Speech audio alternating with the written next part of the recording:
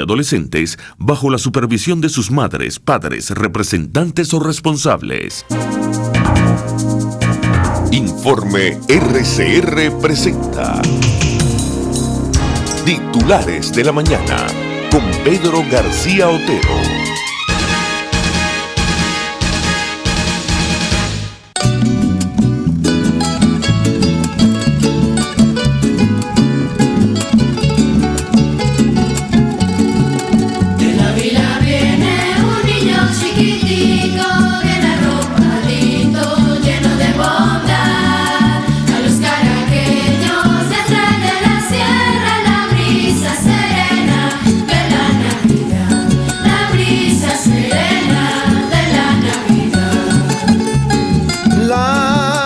Encendida brilla mucho más y alumbra el camino donde pasa el niño con sus aguinaldos en la Navidad.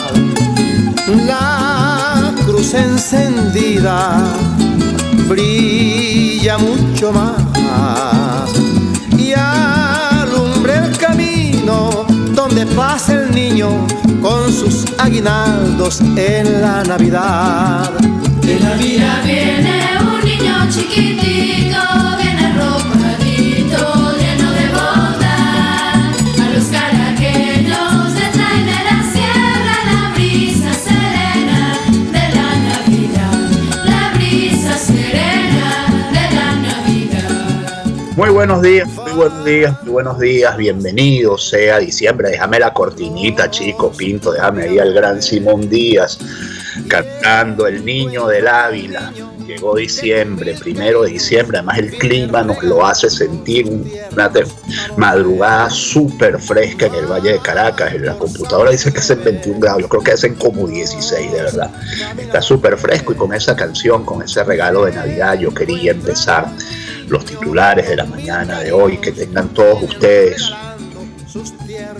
la medida de lo posible, con sus familias, con aquellos que están aquí, con aquellos que están lejos también. Los venezolanos nos hemos acostumbrado lamentablemente a celebrar las Navidades por Zoom y por Google Meet y por todas esas herramientas que tenemos ahora de videoconferencia, a celebrar la Navidad con nuestros seres queridos. No hay una familia venezolana en estos tiempos tan amargos que no esté dividida, que no esté separada. El efecto nocivo, perverso de un régimen que no quiere salir del poder, definitivamente no quiere salir del poder.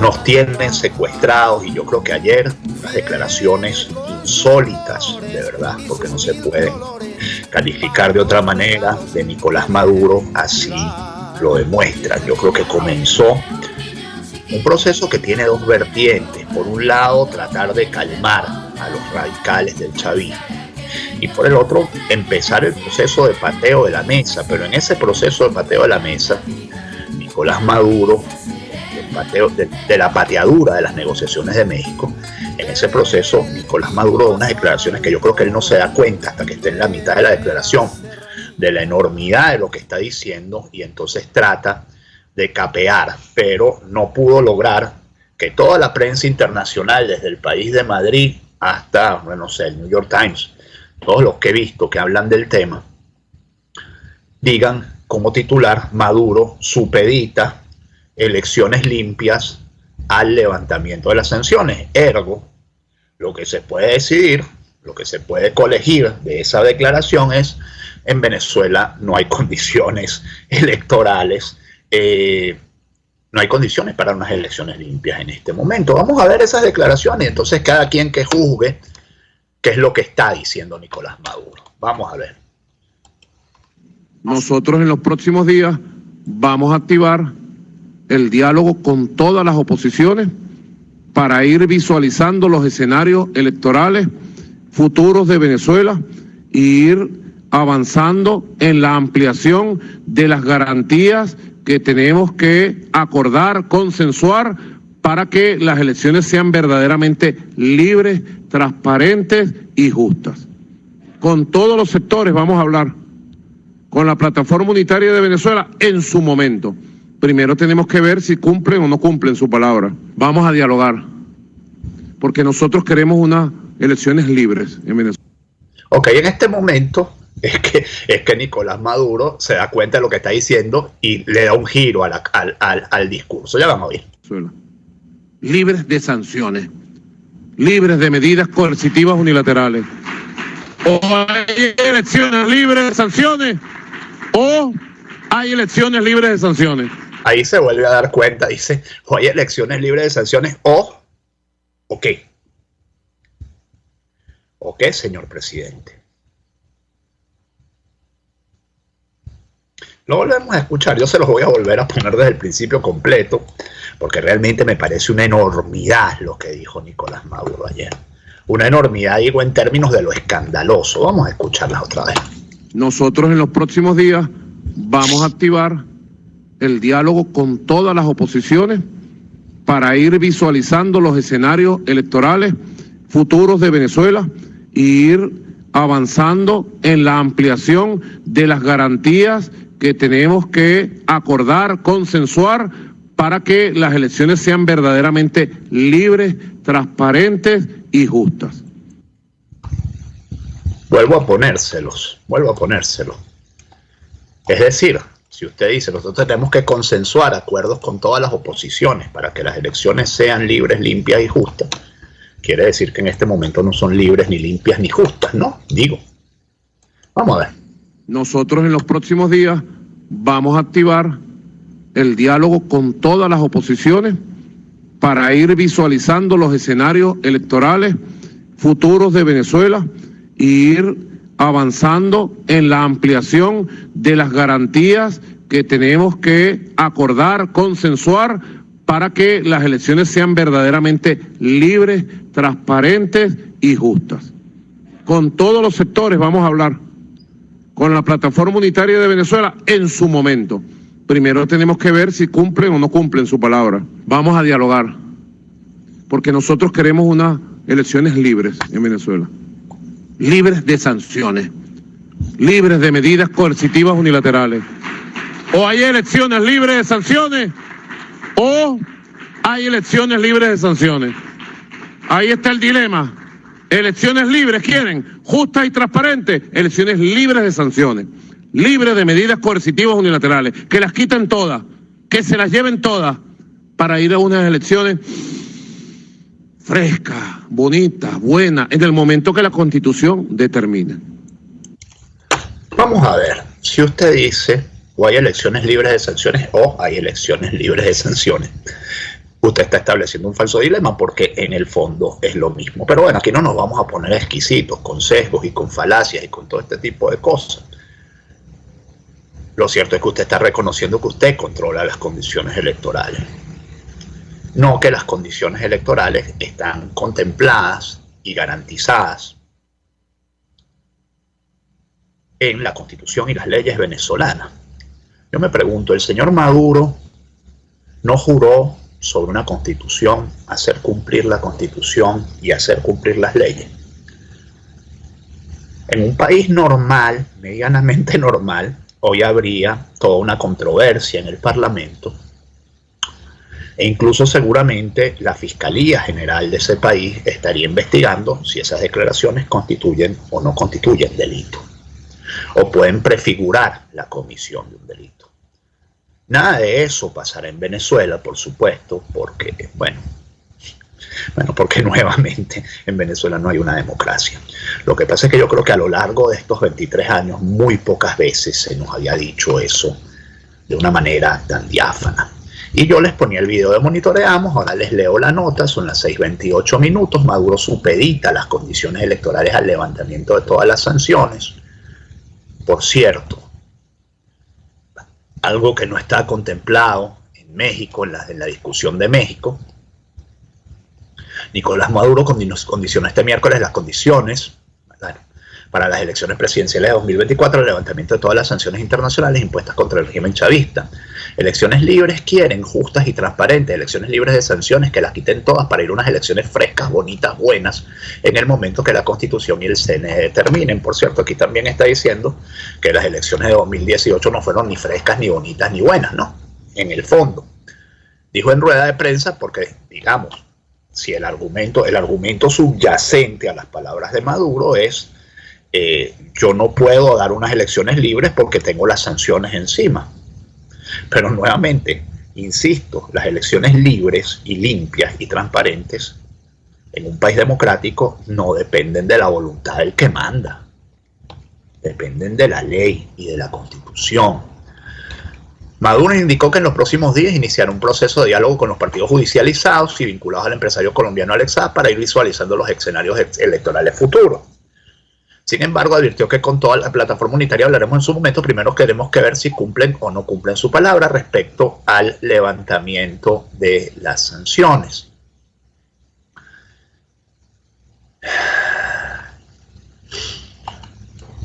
Bueno, esto es lo que hay en Venezuela. No es casualidad que horas después o minutos después hablará Jorge Rodríguez. Yo creo que ellos también están, temen que lo que han logrado con tanto cuidado, con tanto esmero, que es la destrucción de la plataforma unitaria como alternativa de poder, porque eso lo han logrado, también lo ha logrado la plataforma unitaria con sus errores, pero ellos han hecho un proceso, digamos, de demolición meticuloso y cuidadoso, sistemático a lo largo de 5 años, y ellos, yo creo que con mucha razón temen que estas negociaciones relancen a la plataforma unitaria. Como alternativa de poder. Bueno, minutos después, Jorge Rodríguez dice que el acuerdo de México es un acta de rendición de la oposición, y yo creo que este mensaje va dirigido a sus radicales. No somos nosotros los que nos estamos rindiendo, es la oposición, digamos, el mensaje de Jorge Rodríguez. El jefe de la delegación del régimen de Nicolás Maduro en la mesa de negociación, Jorge Rodríguez, aseguró este miércoles que el acuerdo suscrito en México es un acta de rendición de la oposición venezolana. Este es el certificado de función de la aventura guaidocista, porque cuando países de Europa y Estados Unidos celebran la firma del acuerdo social, están de algún modo reconociendo que ese expediente de golpes de Estado, de intentos de asesinato, de intentos de invasión, de intentos de montar gobiernos títeres paralelos fracasó. Es como una especie de acta de rendición, una especie de capitulación a toda la estrategia guerrerista, dijo en rueda de prensa con Nicolás Maduro desde el Palacio de Miraflores. Y uno tiene que preguntar nuevamente, si uno pudiera haber estado en esa rueda de prensa y sobre todo tener la posibilidad de repreguntar, es porque ustedes se están sentando con la plataforma unitaria. ¿Quién sentó a la plataforma unitaria ahí si no fue la comunidad internacional? Yo realmente creo que, como en todos los diálogos anteriores, el chavismo va a este diálogo primero con malas intenciones y segundo muy obligado. En este momento va obligado, y es más, yo creo que Petro los obligó a ir a ese diálogo cuando anunció que iban que el diálogo se reactivaba antes del anuncio oficial. Creo que fue un poco la estrategia de Petro para lograr que el diálogo se reactivara, quizá en coordinación con Emmanuel Macron o con Pedro Sánchez, con la gente con la que estuvo en contacto en los días anteriores. Pero seguimos leyendo sobre la rueda de prensa internacional que dio ayer Nicolás Maduro, que siempre da ruedas de prensa internacionales. Ojalá algún día tanto él como Chávez dieran una rueda de prensa, bueno, Chávez ya no puede obviamente, dieran una rueda de prensa nacional. Maduro condicionó el avance de las negociaciones a que Estados Unidos le devuelva el control de Citgo. Nicolás Maduro condicionó el avance en las negociaciones en México a que Estados Unidos devuelva al régimen el control sobre la filial de PDVSA, Citgo. La empresa Citgo es propiedad de Venezuela y es uno de los elementos habituales para continuar avanzando en las negociaciones, que Citgo se le regrese a Venezuela completamente libre de polvo y paja, y que los dividendos que ha dado Citgo en los años 2019, 2020, 2021 y 2022 sean liberados a cuentas venezolanas para inversión social, dijo en rueda de prensa con medios internacionales este miércoles. Maduro encomendó al jefe negociador del chavismo, Jorge Rodríguez, a que exija en la mesa de diálogo que se regrese Citgo y se regresen los dividendos de todos estos años que ha dado Citgo como empresa comercial y productiva. Eso en realidad son los fondos que se van a utilizar en la ONU, porque Venezuela no tiene un medio picado por la mitad. Durante la locución, Maduro también se refirió a la licencia otorgada por el Departamento del Tesoro de Estados Unidos a la empresa Chevron para que amplíe sus operaciones petroleras en Venezuela. Las licencias todas, las que se conocen y las que no se conocen, que dado Estados Unidos, van en la dirección correcta, pero no son suficientes. Dijo el mandatario que exigió que sean levantadas todas las sanciones. Durante su discurso, Maduro supeditó las condiciones electorales para los comicios presidenciales de 2022 a que sean levantadas estas sanciones, y uno nuevamente va y se hace la pregunta, porque como decía el bufón de Como gustéis de Shakespeare, mi desgracia es mi memoria. ¿Quién hipotecó Citgo no una, sino dos veces? ¿Quién hizo eso? ¿No? ¿Fue la oposición? ¿Fue la plataforma unitaria? No. Fue el chavismo y fue concretamente su gobierno. Maduro contempla la posibilidad de regresar al sistema interamericano. Pese a esto, el dictador venezolano, así le dice la Patilla, cuestionó que Estados Unidos es el país que tiene más influencia en los organismos del sistema interamericano, como lo son la Comisión y la Corte Interamericana de Derechos Humanos. La Cancillería ha estado trabajando por todo este tema del sistema interamericano. Este es un sistema muy permeado por los intereses imperialistas de Washington, lamentablemente, dijo en rueda de prensa con medios internacionales. Y para cerrar este bloque, dos informaciones. El nuevo Herald, según el nuevo Herald, Alejandro El Tuerto Andrade, ex tesorero de Chávez, declara que su sucesora, es decir, la señora Claudia Díaz Guillén, se enriqueció con una trama de sobornos. Un ex tesorero nacional venezolano que se declaró culpable de robar $1.000 millones a su país y esconder millones en el sur de la Florida. Y por cierto, por ello, lo que llevó a Estados Unidos fue una palmadita en las manos: no lo hagas más y dame los reales. No, siempre lo digo, somos culpables. Nosotros, los venezolanos, somos culpables. Y los que se benefician son los países del primer mundo. El mejor negocio del primer mundo es la corrupción en el tercer mundo. Y lamentablemente nosotros nos han vuelto, ya no digo ni tercer mundo, quinto mundo, pues. Hice acuerdos con ciertas personas para obtener beneficios y que me pagaran sobornos, admitió Alejandro Andrade Cedeño en el primer juicio federal por corrupción de su sucesora. Andrade, quien en su día fue propietario de una finca ecuestre en la zona de Wellington, en el condado de Palm Beach, y que posteriormente cumplió 3 años de prisión por una condena de lavado de dinero, por cierto, en un ¿cómo llaman? En un Fed Resort, un resort federal, en una prisión federal de estas de mínima seguridad. Declaró que reclutó a Díaz en la presunta trama de corrupción cuando ella se convirtió en tesorera de Venezuela hace una década, y los fiscales dijeron que la pareja recibió más de $100 millones en soborno. Que esto, me van a perdonar, estos grandes carajos, es que nos robaban. La gente se roba $5 millones, $6 millones y nadie los persigue, $10 millones y nadie los persigue. Pero estos robaban de a 100, de a 1000, no tenían límites, pues, no tenían límites. Díaz es la primera exfuncionaria venezolana que enfrenta cargos penales en Estados Unidos ante un jurado federal en el sur de la Florida, siguiendo una larga lista de funcionarios, empresarios, abogados y otros llamados cleptócratas venezolanos que han optado por declararse culpables de cargos de lavado de dinero en Estados Unidos para evitar largas sentencias de prisión que conllevan un máximo de 20 años. El testimonio de Andrade también marcó la primera vez que ha hablado públicamente sobre su compleja delincuencia internacional que se construyó sobre los vastos ingresos petroleros de Venezuela mientras el país sufría un colapso económico. En el estrado, Andrade detalló cómo el expresidente Hugo Chávez le dio el control nacional total del Tesoro Nacional en 2007. Andrade, que se hizo cercano a Chávez por sus antecedentes militares, explicó cómo cultivó relaciones lucrativas con 3 empresarios con casas de corretaje que cambiaban bolívares por dólares para abastecer al gobierno de Venezuela con abundante moneda nacional. Dijo que les permitía negociar con el amplio margen existente entre las bolsas controladas por el gobierno y las del mercado abierto para obtener cientos de millones de dólares de beneficios y pagarles sobornos. Andrade testificó que uno de los 3 empresarios, Raúl Gorrín, pagó sobornos enormes, no solo a él, sino también a su sucesora, Díaz, y al esposo de esta, Velázquez, quien actuó como su intermediario con Gorrín. Andrade dijo que Gorrín le pidió que se acercara a Díaz para continuar con el esquema de sobornos que le permitiera cambiar bolívares por dólares para el gobierno venezolano cuando ella se convirtiera en la tesorera nacional en 2011. Dijo que ella aceptó hacerlo y compartir las ganancias con él y con Gorrín. Y ustedes saben que al Tuerto Andrade lo llaman el Tuerto Andrade porque Hugo Chávez le sacó un ojo jugando chapita. Y yo creo que no, eso sí que nos costó a todos los venezolanos, y me van a perdonar el chiste malo, un ojo de la cara. Esa amistad entre esos dos personajes. Anthony Blinken y el canciller de España abordaron la negociación en Venezuela. No sé si esto fue antes o después de que hablara Maduro.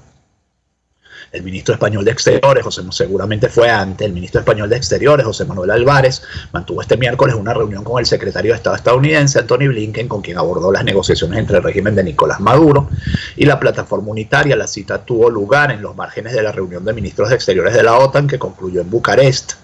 Álvarez precisó que en el encuentro, además de la guerra en Ucrania y la relación entre Estados Unidos y España, abordaron las negociaciones de Venezuela justamente días después de que el sábado se firmara en México el segundo acuerdo parcial para la protección del pueblo venezolano. Fuentes del Ministerio Español de Exteriores indicaron a EFE que en el caso de Venezuela hubo perspectivas y coincidencia entre Blinken y Álvarez en la necesidad de diálogo real y fructífero.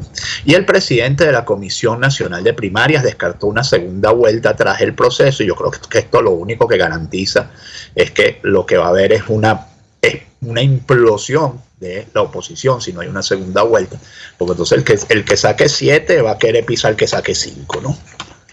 Una segunda vuelta garantizaría, digamos, un consenso mayoritario. Esta es mi percepción, no las opiniones, pues cada quien tiene sus opiniones, ¿no? El abogado Jesús María Casales, el presidente de la recién designada Comisión Nacional de Primarias de la Plataforma Democrática Unitaria, de la oposición que dirige Juan Guaidó, también es profesor de Derecho Constitucional y decano de la Facultad de Derecho de la UCAP. La comisión está integrada por 5 miembros principales, etcétera. ¿Para cuándo estiman convocar las primarias? Tentativamente hemos previsto realizar las primarias en junio del próximo año.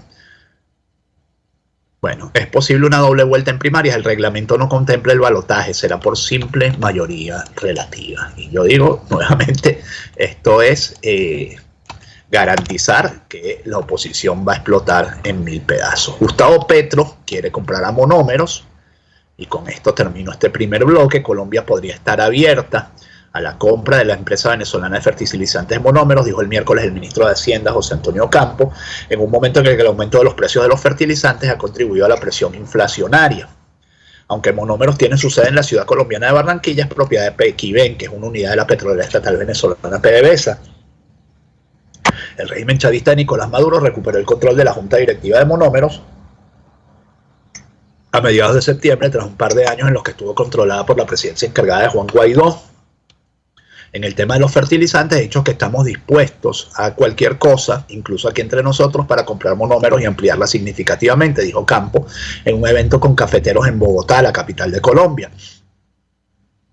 Los recientes cambios en la dirección de Monómeros se producen en un momento en que las relaciones entre Bogotá y Caracas, sobre todo en materia de cooperación económica y militar, se han fortalecido tras la elección del presidente Gustavo Petro. Y yo siento que esas relaciones nuevamente están pasando por un proceso de agrietamiento. 6:41 minutos, estos son los titulares de la mañana de RCR 750M.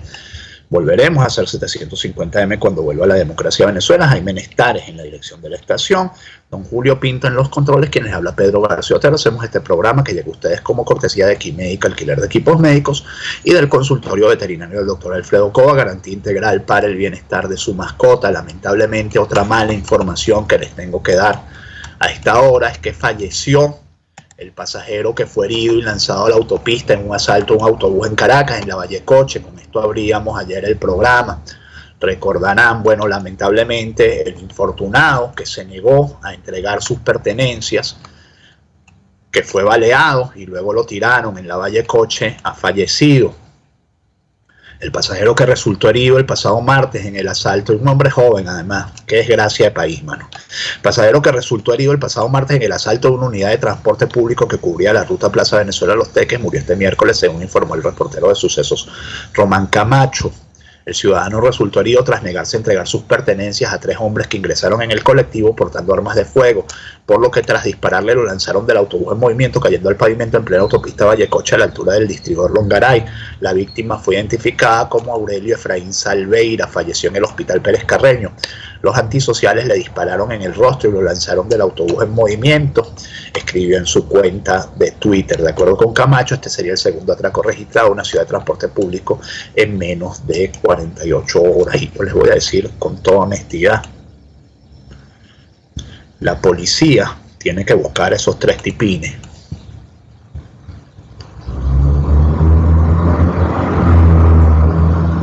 Tiene que buscarlo.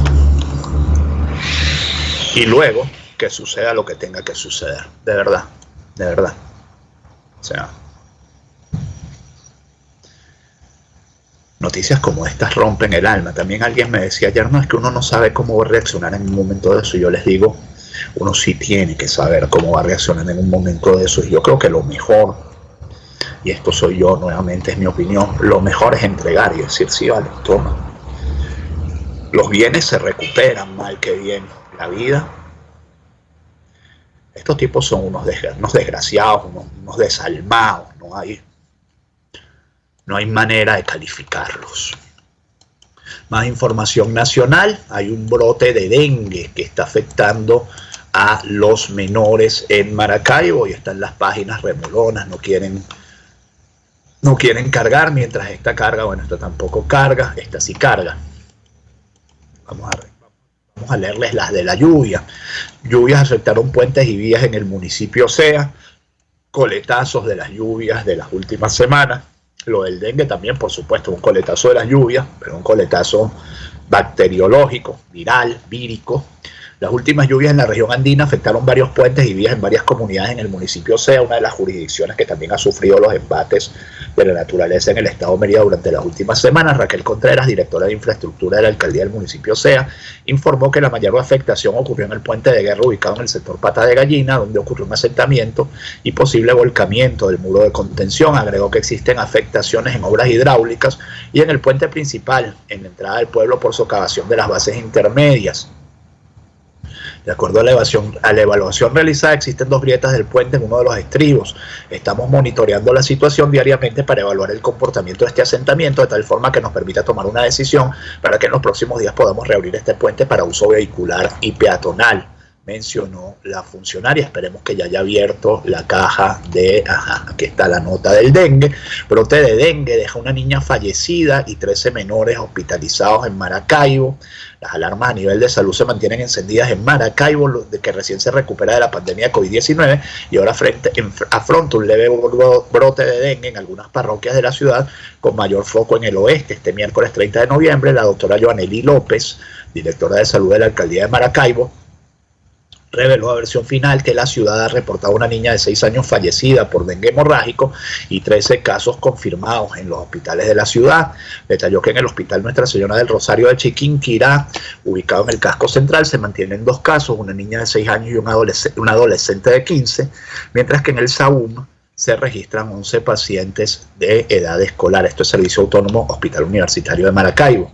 Teníamos más de 5 años sin una endemia por virus de dengue y ahora tenemos casos, refirió la representante del sector salud en la capital zuliana, quien advirtió que hay un subregistro que no permite conocer una cifra exacta de casos porque algunas personas no tienen acceso a la prueba serológica. Un deslizamiento de tierra mantiene obstaculizado el acceso al pueblo de Cata en Aragua, 6:46 minutos. Por un deslizamiento de tierras ocurrido en las horas de la noche del martes 29 de noviembre, se mantiene restringido el acceso hacia Cata en Ocumare de la Costa este miércoles 30 de noviembre, así lo informó el alcalde del municipio Costa de Oro, Wilmer Leal, quien aseguró que el evento se produjo por un movimiento sísmico. Esto no fue por la lluvia. Detalló que en horas de la noche se encontraba en el lugar del deslizamiento en compañía de funcionarios de Protección Civil y bomberos de Aragua para evaluar la situación. Aunque se informó que desde tempranas horas de este miércoles el personal estaría despejando la carretera, hasta el momento, y esto fue ayer a las 2:14 p.m., que publica esta nota, no se han iniciado los trabajos. Los habitantes solicitan a la gobernadora del estado de Aragua, Karina Carpio, de darle prioridad a este problema que los afecta económicamente al no poder recibir turistas ni trasladar la pesca. Y esta foto yo se las voy a pasar rapidito porque es horrible. Solo decirles que el manatí es una especie protegida. Preocupación en Delta Macuro por caza ilegal de manatíes. La preocupación continúa para quienes buscan proteger a la escasa comunidad de manatíes que se encuentran en Delta Macuro. Se trata de una especie con riesgos de extinción. Ante la problemática, usuarios hacen saber a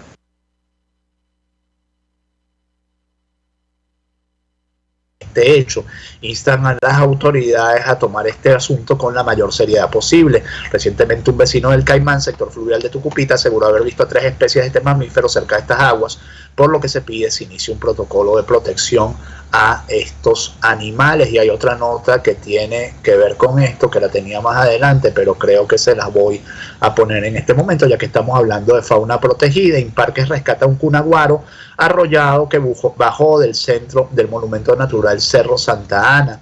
el documento, el Instituto Nacional de Parques mantiene en resguardo al animal mientras se recupera completamente para posteriormente llevarlo a su hábitat nacional. Yo tenía un oyente que lamentablemente falleció durante la pandemia de COVID, una doctora, una gran amiga, de verdad, esta gente que un día pues me la conseguí en una panadería, empezamos a conversar, me dijo que ella escuchaba el programa y bueno, y terminamos siendo amigos y terminé yo yendo a su casa. Bueno, ella tenía en su casa una cunaguarita en cautiverio.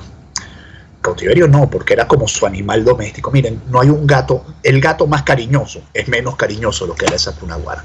Esto no quiere decir, ahora no es que la gente va a tener cunaguaros en su casa, eso estaba mal. Por eso no estoy dando el nombre de la doctora, porque además ya falleció, pero ella fue una gran oyente de este programa y tenía muchos animalitos, incluso tenía un perrito ciego, bueno, era una proteccionista. Le habían dado una cunaguara así también ciertamente maltratada, se la habían conseguido en una carretera, ya la había curado y se la había quedado. Y era un animal, bueno, primero precioso y segundo súper cariñoso, claro. Es un animal salvaje y entonces uno no puede tener animales salvajes en su casa porque no debe ser, pues, no es el deber ser. Esto ya lo leí, esto también lo leí. Horror, esta nota es terrible también. GNB desconectó a una niña de la bombona de oxígeno que la mantenía con vida. Esto fue en la frontera.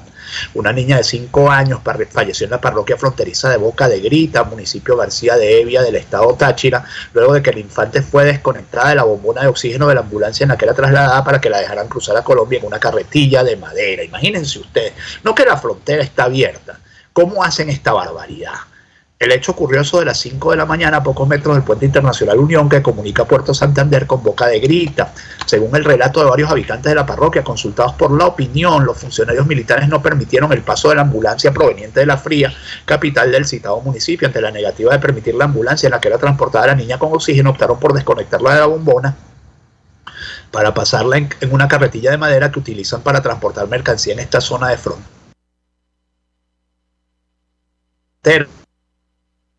Heridos no lo dejan pasar las ambulancias porque supuestamente el puente está cerrado, pero para pasar contrabando ahí nadie dice nada porque ellos cobran por eso, relató una fuente fidedigna de la parroquia a quien se le protege su identidad por razones de seguridad. Y esta es la gran molestia del señor Petro, que han pasado 2 meses desde que supuestamente se abrió la frontera.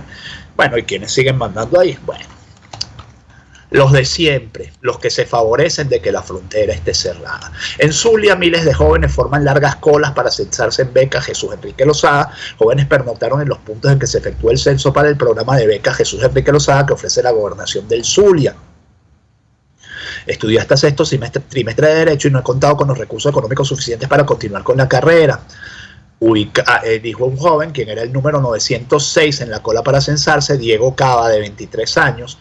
El programa de becas Jesús Enrique Lozada, plan bandera de la gestión de Manuel Rosales, se presenta en 3 modalidades: estudios en universidades o tecnológicos privados, estudios en la Universidad del Zulia y en una plataforma de formación virtual. Los aspirantes deben censarse en alguna de las 3 formas y esperar que se efectúe el sorteo previsto para el 16 de diciembre. 6:51 minutos, ya se termina el programa, pero antes quiero dedicarle un minuto a la publicidad.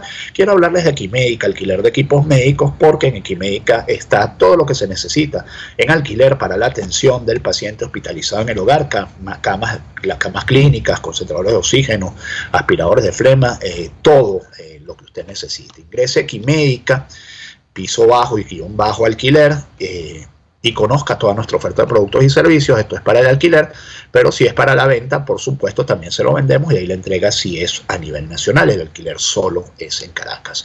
0412-806-2591, Equimédica-alquiler. En Equimédica tenemos todo lo que se necesita para la atención del paciente hospitalizado en el hogar. Y hablarles del consultorio veterinario del doctor Alfredo Cova, más de 30 años de experiencia atendiendo animales. Póngalos en las manos del doctor Alfredo Cova, que les ofrece los más variados servicios que van desde el plan de vacunación hasta la peluquería canina.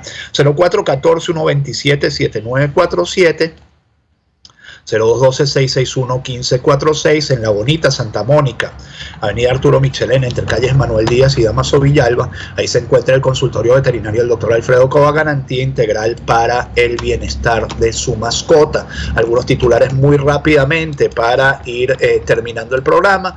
Yo poco hablo de esto porque a mí me parece que uno tiene que respetar, digamos, la tasa del dólar oficial, pero el Banco Central lleva más de 3 semanas que le vende los dólares a la banca a cuentagota, entonces la gente no puede cambiar los dólares en la banca, tiene que recurrir al mercado paralelo, y entonces hoy sí voy a hablar del mercado paralelo. Dólar paralelo abrió en alza y superó la barrera de los 13 bolívares este 30 de noviembre, dice la nota de Yexalis Rusa en punto de corte.